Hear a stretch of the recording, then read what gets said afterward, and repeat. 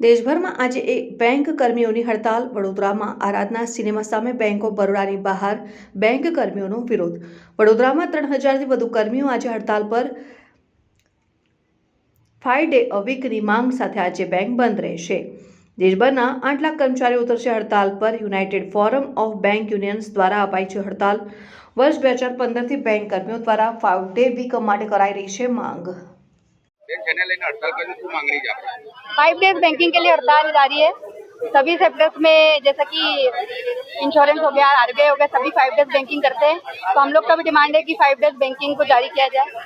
इसी के तहत हम लोग सब यहाँ पे जमा हुए हैं। अभी तो आज एक दिन की है, अगर डिमांड पूरा नहीं होगा तो फिर आगे आगे देखते हैं, जैसे हमारे लीडर्स गाइड करेंगे वैसा हम लोग करेंगे।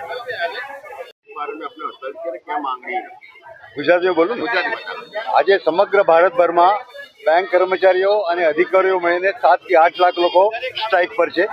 અમારી માગણી એ છે કે 5 દિવસનું સપ્તાહ જાહેર કરવું જોઈએ. છેલ્લા જ્યારે સેટલમેન્ટ થયા ત્યારે એમાં એમઓયુ સાઇન કરવામાં આવ્યું હતું United forum of bank unions અને આઈબીએ વચ્ચે કે 5 દિવસનું સપ્તાહ કરવામાં આવશે. એની સામે અમે 40 મિનિટનો ટાઈમ વધારાનો દર અઠવાડિયે આપવા માટે પણ એગ્રી થયેલા છે. આ બધું થવા છતાં એમઓયુ સાઇન થવા છતાં ગવર્મેન્ટ તરફથી આના અંગે કોઈ હજુ સુધી નિરાકરણ કરવામાં આવ્યું નથી.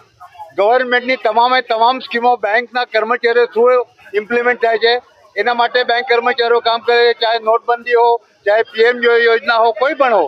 અને જ્યારે બેંક કર્મચારીઓને કંઈ પણ આપવાનું આવે છે ત્યારે આ ગવર્મેન્ટ ઠાગા ઠૈયા કરે છે. અમારી માગણી એક જ છે કે 5 દિવસનું સપ્તાહ હોવું જોઈએ. અને આજે તમે ભારતમાં જુઓ તો લગભગ 7 થી 8 સેન્ટ્રલ જે કર્મચારીઓની જે ઓર્ગેનાઇઝેશન છે એમાં 5 દિવસનું સપ્તાહ છે.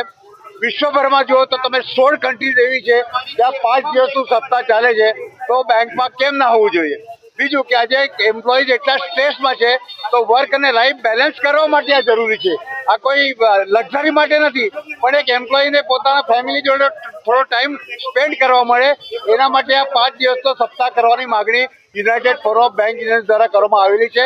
અને માગણી નહીં સંતોષાતા આજે આ સ્ટ્રાઇકનો કોલ આપવામાં આવેલો છે.